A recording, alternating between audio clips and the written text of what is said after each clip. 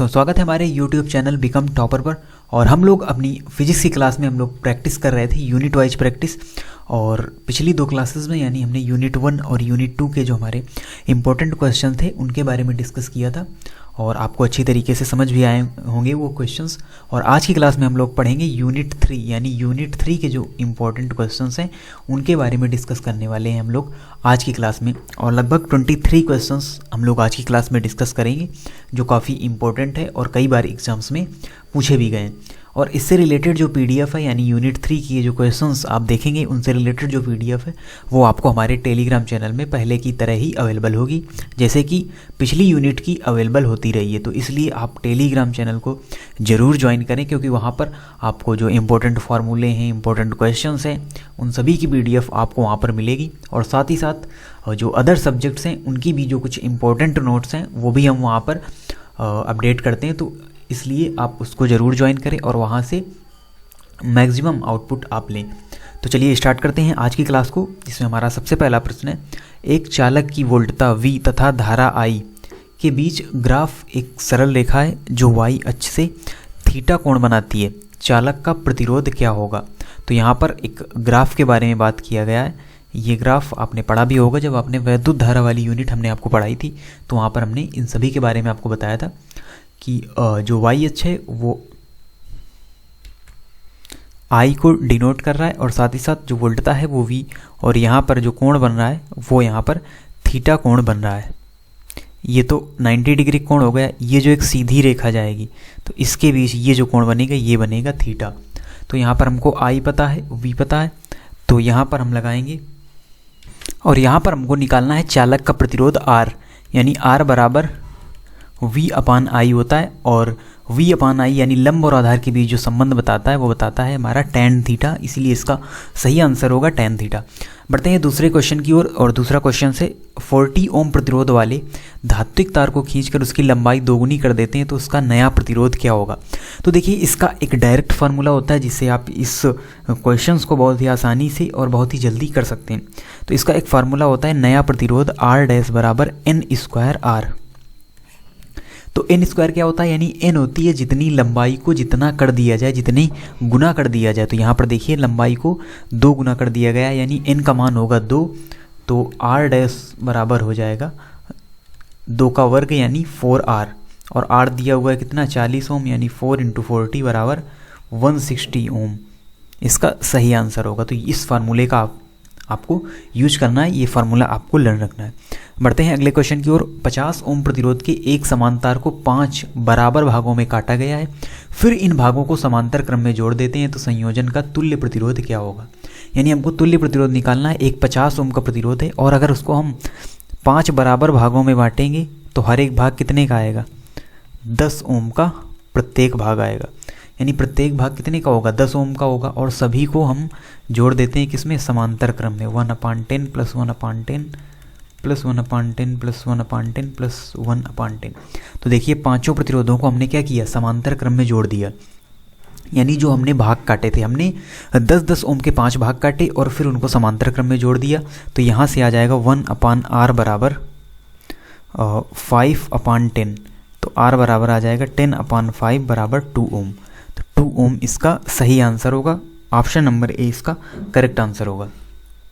तो इस प्रकार से आपको क्वेश्चन को सॉल्व करना है। पहले आप प्रत्येक भाग निकालेंगे क्योंकि 5 बराबर भागों में 50 ओम के प्रतिरोध को बांटा गया है।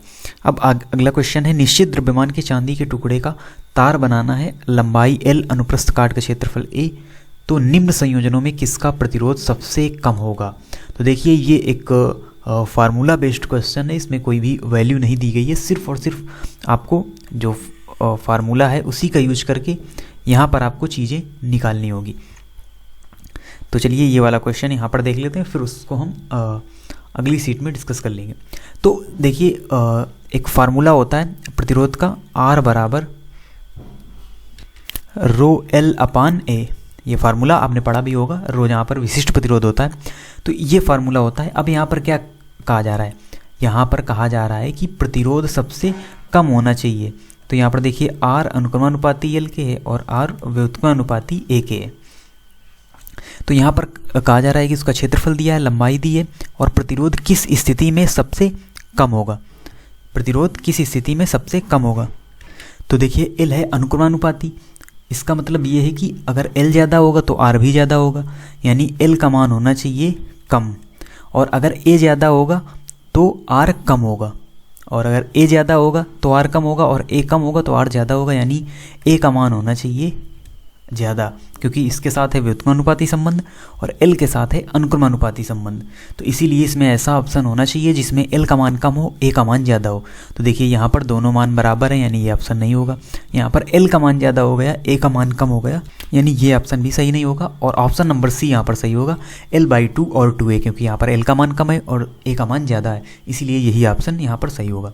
बढ़ते हैं अगले क्वेश्चन की ओर। क्वेश्चन नंबर 5 है, मैग्नीन का विशिष्ट प्रतिरोध 50 × 10⁻⁸ ओम मीटर है। 50 सेंटीमीटर लंबाई के मैग्नीन के एक घन का प्रतिरोध क्या होगा। तो यहाँ पर भी जो 5 नंबर क्वेश्चन है उसमें हमको लगाना होगा फार्मूला R बराबर ρL/L, ρL/A। देखिए रो और L का मान तो यहाँ पर दिया हुआ है, आप देख भी सकते हैं।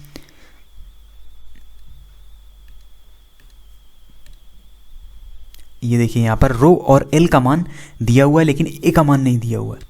देखिए यहाँ पर एक घन दिया हुआ है, तो घन के लिए हम क्षेत्रफल घन का हमको पता होता है, भुजा स्क्वायर होता है, तो वही हमें यहाँ पर लगाएंगे। तो यहाँ पर रो की जगह हम रो का मान रखेंगे 15 × 10⁻⁸ इंटू L का मान 50 × 10⁻⁻2, ये मीटर में होगा, और A की जगह हम रखेंगे भुजा स्क्वायर, क्योंकि घन का क्षेत्रफल क्या होता है, घन का क्षेत्रफल होता है भुजा स्क्वायर, और भुजा है यहाँ पर एक 50, तो 50 × 50 × 10⁻⁴, ये यहाँ पर आ जाएगा। तो 50 से ये 50 कट गया, और ऊपर आ जाएगा 10⁻⁻10 और 10⁻⁴, जब ये वाला हम इसको ऊपर ले जाएंगे तो यहाँ पर R आ जाएगा 10⁻⁻6 ओम, और यही यहाँ पर सही आंसर होगा। 10⁻⁻6 ओम इसका सही आंसर होगा। बढ़ते हैं अगले क्वेश्चन की ओर। क्वेश्चन नंबर 6 है, विद्युत वाहक बल 1.5 वोल्ट, आंतरिक प्रतिरोध 0.15 ओम और एक सेल में 2 एम्पियर की धारा है, उसके बीच मापा गया विभवांतर ज्ञात कीजिए। तो यहाँ पर फार्मूला लगाना है V बराबर E माइनस IR। V बराबर 1.5 × 2 × 0.53, यानी V बराबर 1.5 माइनस हो जाएगा 0.30, तो यानी V बराबर आ जाएगा 1.20, यानी ऑप्शन नंबर डी यहाँ पर सही होगा। तो फार्मूला आपको याद रखना है, ये वाला फार्मूला इस क्वेश्चन में यूज करना है आपको। और उसके बाद आता है, एक सेल का विद्युत वाहक बल E वोल्ट है, आंतरिक प्रतिरोध R और इसे R ओम के बाह्य प्रतिरोध से जोड़ा गया है, तो सेल के टर्मिनलों के बीच विभवांतर क्या होगा। तो यहाँ पर विभवांतर होगा, जब आप इसी फार्मूले से यहाँ पर सूत्र निकालेंगे तो वो E/2 वोल्ट आएगा, जो कि आपको लर्न रखना है। अब अगला क्वेश्चन है, किरचॉफ का धारा नियम किसके संरक्षण के परिणाम स्वरूप है, यानी किसके संरक्षण पर आधारित है। तो हमने किरचॉफ के 2 नियम पढ़े थे, धारा के योग का नियम, किरचॉफ का प्रथम नियम, किरचॉफ का धारा नियम, वो एक ही को कहते हैं, यानी किरचॉफ के पहले नियम को ही धारा नियम कहते हैं, जो कि आधारित था किस पर, ये बेस्ड था आवेश संरक्षण पर। और किरचॉफ का दूसरा नियम ऊर्जा संरक्षण का पालन करता है। तो ये दोनों में आपको याद रखना है, कंफ्यूज नहीं होना है कि किरचॉफ का पहला नियम आवेश संरक्षण, किरचॉफ का दूसरा नियम ऊर्जा संरक्षण पर बेस्ड होता है। बढ़ते हैं अगले क्वेश्चन की ओर। विशिष्ट चालकता का मात्रक क्या होता है। तो हमने पढ़ा था विशिष्ट प्रतिरोध का मात्रक ओम मीटर, तो उसी का इन्वर्स होगा विशिष्ट चालकता का मात्रक, यानी ओम इन्वर्स मीटर इन्वर्स। अब है अगला क्वेश्चन, एक ही वोल्टता के 200 वाट और 100 वाट बल्बों के प्रतिरोध क्रमशः R1 और R2 है, तो इनके बीच संबंध क्या होगा। तो देखिए शक्ति है क्या, P और V जो है वो इसमें समान है, तो V, P और R के बीच में जो संबंध का फार्मूला है उसी से हमको इस क्वेश्चन का जो आंसर है वो मिलेगा, और इनके बीच संबंध मिलेगा। तो फार्मूला क्या होता है, यहाँ पर फार्मूला होगा P बराबर V²/R। तो देखिए V² तो सेम है, इससे कोई लेना देना नहीं है, P और R में उल्टा संबंध है यहाँ पर, यानी R1/R2 बराबर क्या होगा P2/P1। ये R और P के बीच संबंध निकला जब क्या है, वोल्टता समान है। तो देखिए R1/R2 बराबर P2 कितना होगा 100 वाट, P1 200 वाट, 1/2, यानी R2 बराबर 2R1, ये संबंध यहाँ से निकलेगा, यानी जो ऑप्शन नंबर बी है वो यहाँ पर करेक्ट होगा। इसी प्रकार 11 नंबर क्वेश्चन में 40 वाट और 60 वाट के दो बल्ब 220 वोल्ट की लाइन से जोड़े जाते हैं, उनके प्रतिरोधों का अनुपात क्या होगा।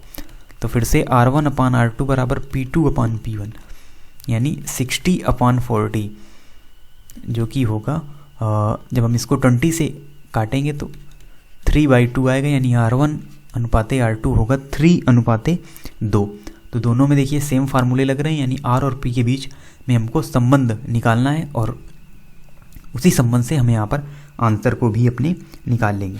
तो अब बढ़ते हैं अगले क्वेश्चन की ओर, जो कि है क्वेश्चन नंबर 12। तो देखिए इसमें क्या है, 60 वाट और 100 वाट बल्ब के दो तंतु एक ही लंबाई के हैं। यहाँ पर लंबाई दे दी गई और उनकी शक्ति दे दी गई, और फिर पूछा गया है कि कौन सा तंतु मोटा होगा, यानी उसी संबंधित जो ऑप्शन है वो हमारे दिए हुए हैं, कौन सा तंतु मोटा होगा, यानी उसके क्षेत्रफल के बारे में हमको जानकारी होनी चाहिए। तो एक यहाँ पर फार्मूला होता है R बराबर ρL/A, ρL/A होता है यहाँ पर। तो देखिए यहाँ से क्या संबंध, हमने पहले भी आपको बताया था, R अनुक्रमानुपाती होता है L के और R व्युत्क्रमानुपाती होता है A के। तो देखिए R और A में उल्टा संबंध है, और ऊपर हमने क्या देखा इस वाले फार्मूले में, R और P के बीच में भी उल्टा संबंध है, यानी P और A के बीच में अनुक्रमानुपाती संबंध हमको मिल गया इस फार्मूले को जब हमने और व्यापक रूप में देखा। यानी जब हमने तुलना की कि यहाँ पर R A के व्युत्क्रमानुपाती है और यहाँ पर R P के भी व्युत्क्रमानुपाती है, तो इसीलिए जो P होगा वो A के समानुपाती होगा, अनुक्रमानुपाती होगा। तो देखिए जिसकी शक्ति ज़्यादा होगी वही सबसे ज़्यादा मोटा होगा, यानी उसी का क्षेत्रफल सबसे ज़्यादा होगा जिसकी शक्ति सबसे ज़्यादा होगी। तो इस कंडीशन में हमको जो पहला ऑप्शन है वही हमारा सही होगा, क्योंकि 100 वाट 60 वाट से ज़्यादा है और ज़्यादा शक्ति वाला तंतु का क्षेत्रफल ज़्यादा होगा, यानी उसकी मोटाई ज़्यादा होगी। तो ऑप्शन नंबर ए यहाँ पर सही है। ये इसका एग्जैक्ट रीजन है, फार्मूले से ही हमको सभी चीज़ें निकालनी है, वो क्वेश्चन फिर थ्योरेटिकल हो या न्यूमेरिकली क्यों ना हो। बढ़ते हैं अगले क्वेश्चन की ओर। क्वेश्चन नंबर 14 है, एक प्राथमिक सेल का विद्युत वाहक बल 2.4 वोल्ट है, जब इसे लघुपथित कर देते हैं तो 4 एम्पियर धारा देता है, इसका आंतरिक प्रतिरोध क्या होगा। तो यहाँ पर हमको फार्मूला लगाना है I बराबर E/R प्लस स्मॉल r, और लघुपथित कर देते हैं यानी कैपिटल R का मान 0 हो जाएगा यहाँ पर। और हमको निकालना क्या है, हमको निकालना है आंतरिक प्रतिरोध, तो ये हो गया 0, तो R बराबर हो जाएगा E/I यानी 2.4/4.0। यहाँ से जब हम इसको कैंसिल करेंगे तो फिर हमको क्या मिल जाएगा, हमको मिल जाएगा 0.6 ओम, और इसका डी नंबर ऑप्शन सही होगा। फार्मूला आपको याद रखना है I बराबर E/R प्लस स्मॉल r। और फिर इसी प्रकार से नीचे एक सेल का विद्युत वाहक बल E वोल्ट है। अब इसे लघुपथित कर देते हैं तो टर्मिनल वोल्टेज, इस दशा में जो टर्मिनल वोल्टेज होगा वो हमेशा शून्य होता है। ये आपको याद रखना है कि जब कभी भी परिपथ को लघुपथित कर देते हैं तो उसका जो टर्मिनल वोल्टेज है वो क्या हो जाता है, वो हो जाता है 0। अब इसमें अगला क्वेश्चन है, एक बैटरी जिसका विद्युत वाहक बल 5 वोल्ट है, आंतरिक प्रतिरोध 2 ओम है, बाहरी प्रतिरोध से जुड़ी है, यदि परिपथ में धारा 0.4 एम्पियर है तो बैटरी की टर्मिनल वोल्टता क्या होगी, यानी V बराबर E-IR आपसे पूछा गया। टर्मिनल वोल्टता V बराबर E दिया हुआ है 5 वोल्ट माइनस 0.4 इंटू 2, यानी V बराबर 5 माइनस 0.8, यानी V बराबर 4.2 वोल्ट यहाँ पर आंसर आएगा। Answer question option number D यहाँ पर करेक्ट है, 4.2 वोल्ट। तो जो फार्मूला है वो आपको याद रखना है, इस स्थिति में ये वाला फार्मूला यहाँ पर लगेगा। अब भाई अगला क्वेश्चन नंबर 17। क्वेश्चन नंबर 17 में चालक तार में धारा I होने पर मुक्त इलेक्ट्रॉनों का अनुगमन वेग V है, यदि उसी धातु के परंतु दोगुनी त्रिज्या के तार में धारा 2I हो तो इलेक्ट्रॉनों का अनुगमन वेग क्या होगा। यानी अनुगमन वेग में अनुपात चाहिए। सबसे पहले हम फार्मूला देख लेते हैं कौन सा लगेगा, I बराबर NEA/VD, लेकिन यहाँ पर अनुगमन क्या दिया हुआ है, V दिया हुआ है, इसीलिए हम V का यूज करेंगे। NEA/V यहाँ पर जो फार्मूला है वो यूज होगा। अब यहाँ से हम संबंध अगर निकालें तो देखिए V का I के साथ समानुपाती संबंध है और V का A के साथ व्युत्क्रमानुपाती संबंध है, यानी यहाँ से कुछ इस प्रकार से बनेगा V/V डैश बराबर I1/I2 इंटू A2/A1। और यहाँ पर देखिए त्रिज्या दी हुई है और क्षेत्रफल क्या होता है, क्षेत्रफल होता है πr², यानी यहाँ पर A2 और A1 की जगह हम R2²/R1² का यूज कर सकते हैं। और जब हम इसका यूज करेंगे तो V/V डैश बराबर देखिए पहले I थी 1 और फिर कर दी गई दोगुनी, यानी पहले I थी फिर कर दी गई 2I, तो तो आई से आई कैंसिल हो गया। फिर R2 क्या होगा, R2 होगा दोगुनी त्रिज्या, यानी ये हो गई 4, ये हो गई 4, और नीचे रहेगी 1 यानी 1R1। तो ये 2 से 2 कैंसिल हो गया, यानी 2 से 4 कैंसिल हो जाएगा, 2 मिलेगा यहाँ पर हमको। और तो फिर यहाँ से V डैश आएगा V/2, और ऑप्शन नंबर 20 का सही है, V/2 होगा इलेक्ट्रॉनों का अनुगमन वेग। तो हमने देखा इस फार्मूले के यूज से फिर आपस में इनमें संबंध बनाना है और देन फिर हमको आंसर यहाँ पर मिलेगा। और इसी प्रकार से क्वेश्चन नंबर 18, क्वेश्चन नंबर 18 यहाँ पर दिया हुआ है व्यास दोगुना कर दिया जाए, इलेक्ट्रॉन का अपवाह वेग Vd। तो इसी प्रकार से जब आप करेंगे यहाँ पर आंसर आएगा Vd, यानी जो अनुगमन वेग है वो रहेगा 0, और फार्मूला यहाँ सेम टू सेम यूज होगा। तो ये आपको करना है, और यहाँ पर आंसर आएगा सिर्फ जो अनुगमन वेग होगा वो होगा सेम यहाँ पर। क्वेश्चन नंबर 19 है, अनुगमन वेग Vd और वैद्युत क्षेत्र E पर कौन सी निर्भरता में ओम के नियम का पालन होता है। तो यहाँ पर इसको आपको डायरेक्ट इस संबंध को याद रखना है कि Vd अनुगमानुपाती E² की स्थिति में ही ओम के नियम का पालन होता है। अब आता है क्वेश्चन नंबर 20। क्वेश्चन नंबर 20, किसी तार का प्रतिरोध 500 ओम है तो इसकी चालकता क्या होगी। वैद्युत चालकता होती है 1/R, यानी 1/500। अब 0.010 फिर 0 फिर 0 फिर 2 और 2 ओम इनवर्स, ये यहाँ पर आंसर आ जाएगा। यानी इस क्वेश्चन का जो ऑप्शन है वो ऑप्शन नंबर सही है, ए नंबर। अब बढ़ते हैं अगले क्वेश्चन की ओर, और अगला क्वेश्चन है, अब कुछ फिगर वाले क्वेश्चन भी है जैसे हमने धारिता में किए थे। तो यहाँ पर समांतर क्रम में जुड़े 10 ओम के 2 प्रतिरोधों का तुल्य प्रतिरोध क्या होगा। तो 1/R बराबर 1/10 प्लस 1/10, ये हो जाएगा 2/10 1/R, फिर R बराबर हो जाता है 10/2, यानी कि 5 ओम। 5 ओम यहाँ पर आंसर सही होगा।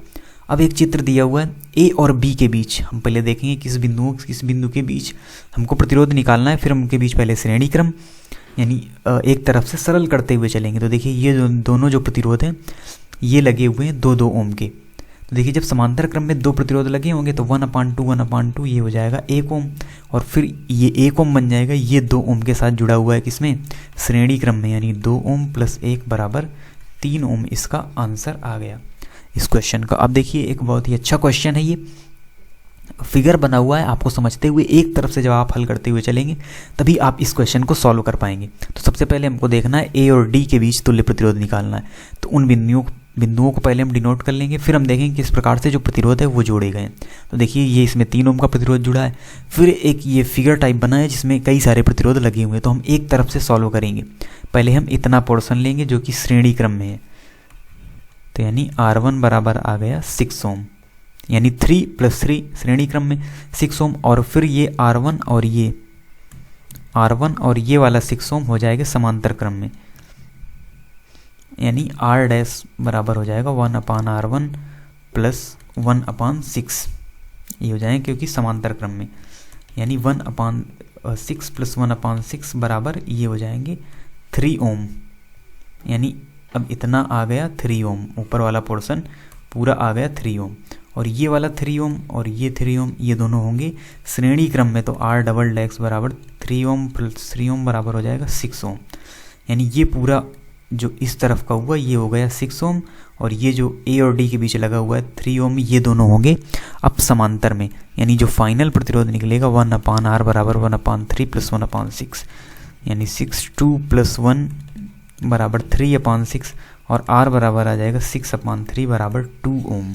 इसका फाइनल आंसर होगा क्या, 2 ओम इसका एग्जैक्ट आंसर होगा। तो हमको क्या करना है, हमको जब कोई फिगर वाले क्वेश्चन में प्रतिरोध का मान निकालना होगा तो हम एक तरफ से कैलकुलेशन करते हुए चलेंगे, एक तरफ से श्रेणी और समांतर क्रम के जो क्वेश्चंस होंगे उनको सॉल्व करते हुए चलेंगे, और एक तरफ से फिगर को छोटा करते हुए जिन बिंदुओं के बीच हमको प्रतिरोध निकालना है उसका मान हम ज्ञात कर लेंगे।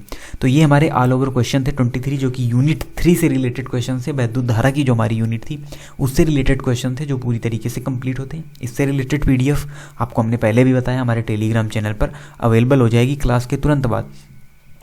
वहाँ से आप इसको अपने आप से प्रैक्टिस कर सकते हैं, फिर आप देख सकते हैं। अगर आपको किसी भी क्वेश्चंस में प्रॉब्लम होती है तो आप यहाँ से उन क्वेश्चन के सॉल्यूशन को देख सकते हैं।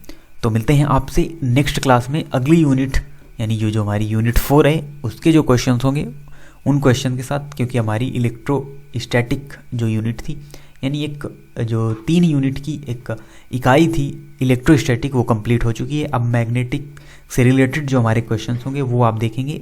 अगली क्लास में भी हम कई सारे जो क्वेश्चन होंगे, बहुविकल्पी क्वेश्चन होंगे, उनके बारे में डिस्कस करेंगे। तो आप इस तरीके से चैनल से जुड़े रहिए और पढ़ते रहिए और अपने नॉलेज को इन्हेंस करिए। तो मिलते हैं आपसे नेक्स्ट क्लास में, तब तक के लिए धन्यवाद।